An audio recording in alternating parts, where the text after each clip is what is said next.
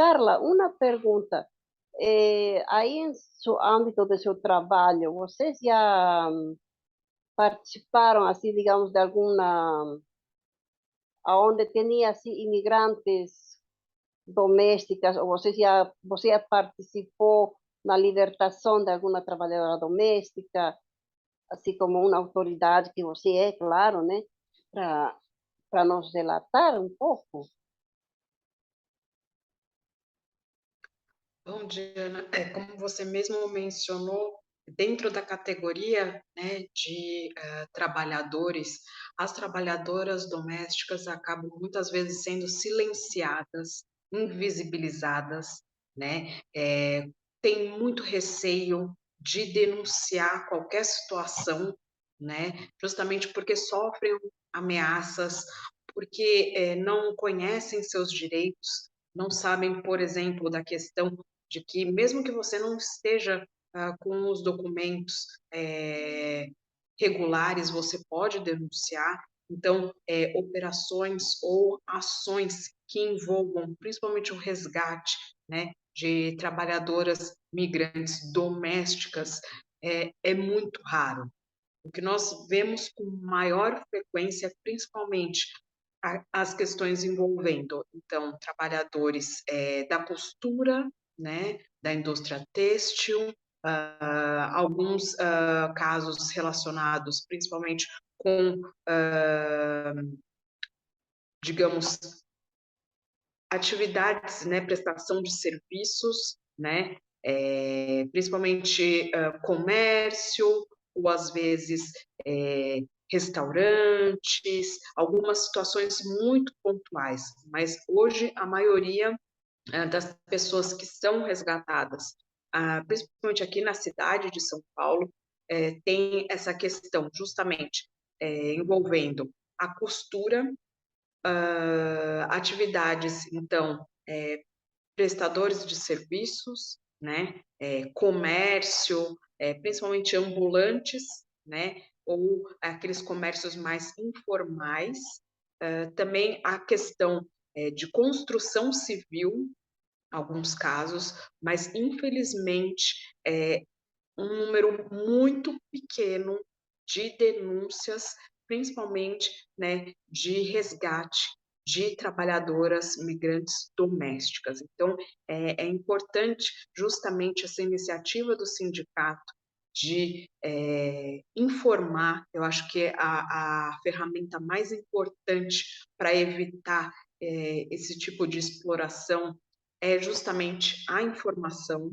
Então, as trabalhadoras terem ciência de que essas práticas são abusivas, são ilegais, estão violando direitos trabalhistas e, infelizmente, nós temos ainda no Brasil, né, na sociedade brasileira, uma cultura, né, muito forte de exploração de trabalho doméstico.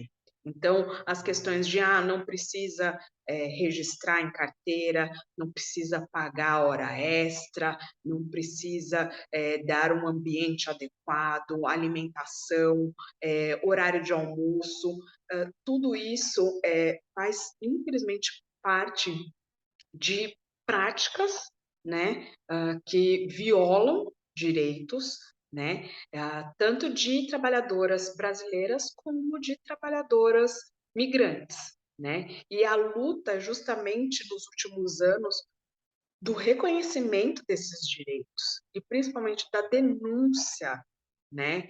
Nós tivemos casos muito emblemáticos, né, de trabalhadoras resgatadas, né, de trabalho análogo a escravo, de pessoas que passaram 20, 30 anos trabalhando, né, em casas de família de uma maneira totalmente sem qualquer respaldo, né, de uma maneira muitas vezes que envolve violência física, psíquica, moral, patrimonial, e até mesmo sexual, né, de abuso sexual dessas trabalhadoras, né, e que nós percebemos que tanto brasileiras como migrantes acabam, infelizmente, sendo vítimas dessas ações. Então, é muito importante terem consciência de quais são seus direitos, terem meios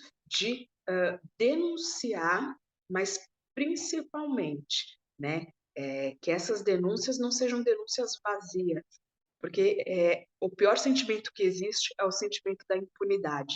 Então, muitas vezes, quando essa pessoa consegue, né, romper essa barreira, né, do medo, né, da ameaça, justamente não conta com apoio, né, falta um apoio para que essas pessoas possam ser acolhidas e, mais ainda, que tenham uma resposta efetiva, porque senão vai ser mais um caso, né, que vai, enfim, ser esquecido daqui a algum tempo e outras pessoas, outras mulheres migrantes, outras trabalhadoras podem, infelizmente, serem vítimas. Então, é preciso dar uma resposta efetiva, né, para esses casos de exploração, mas principalmente criar mecanismos que possam ajudar nesse pós-resgate, porque isso também é um problema muito sério. Finalmente, quando essas pessoas acabam, né, pedindo ajuda e são resgatadas, você não tem para onde caminhar.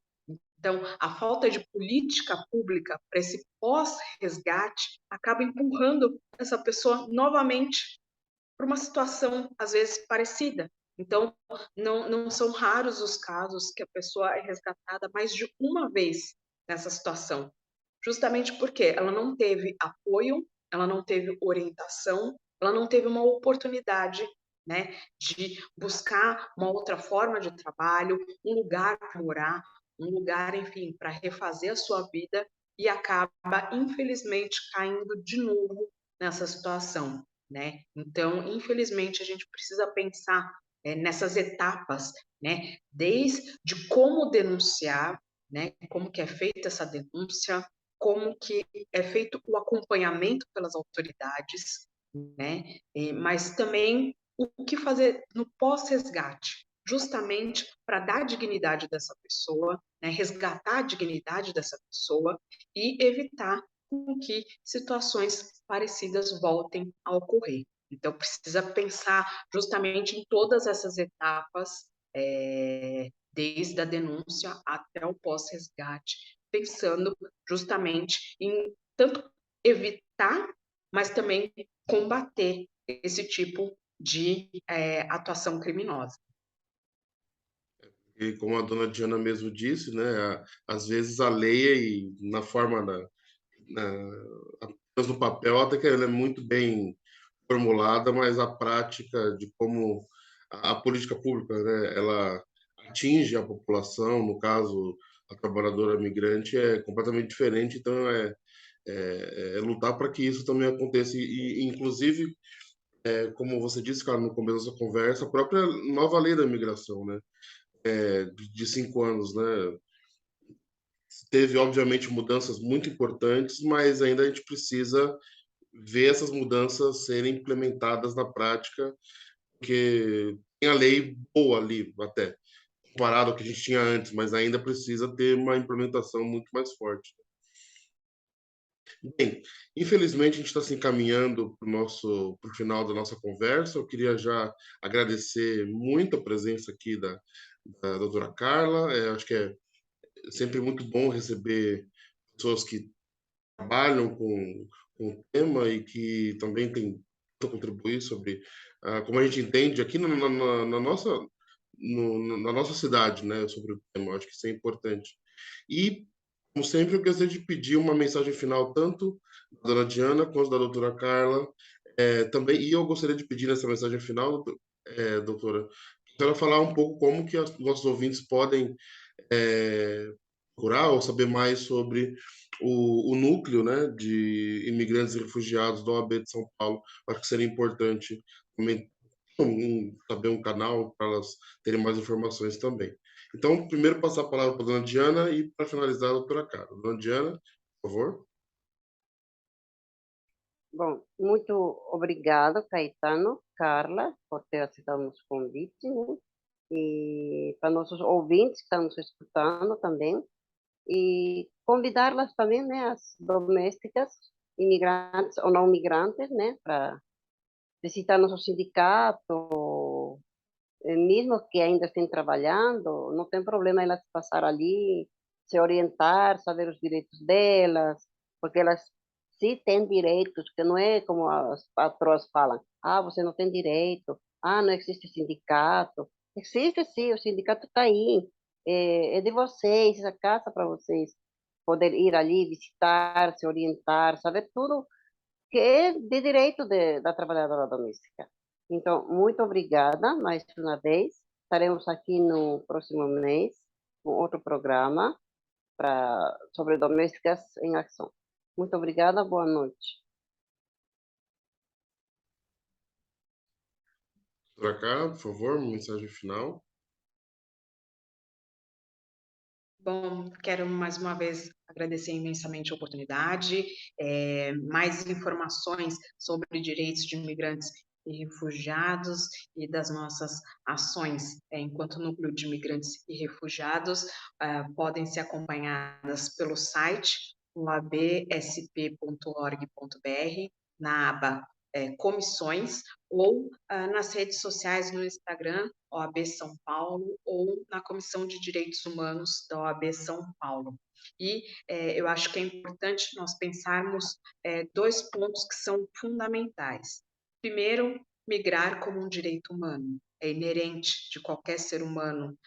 Todas as pessoas têm os mesmos direitos, independentemente da sua nacionalidade ou da sua condição migratória, e principalmente nenhum direito a menos. Então, a partir principalmente da lei de imigração, a igualdade de direitos entre migrantes e refugiados, trabalhadores, direitos sociais, previdenciários, enfim, todos esses direitos são iguais, tanto para nacionais como não nacionais. Então, a busca pelo reconhecimento dos direitos dos migrantes e dos refugiados é o reconhecimento de direitos humanos e o reconhecimento de direitos que são inerentes a qualquer pessoa.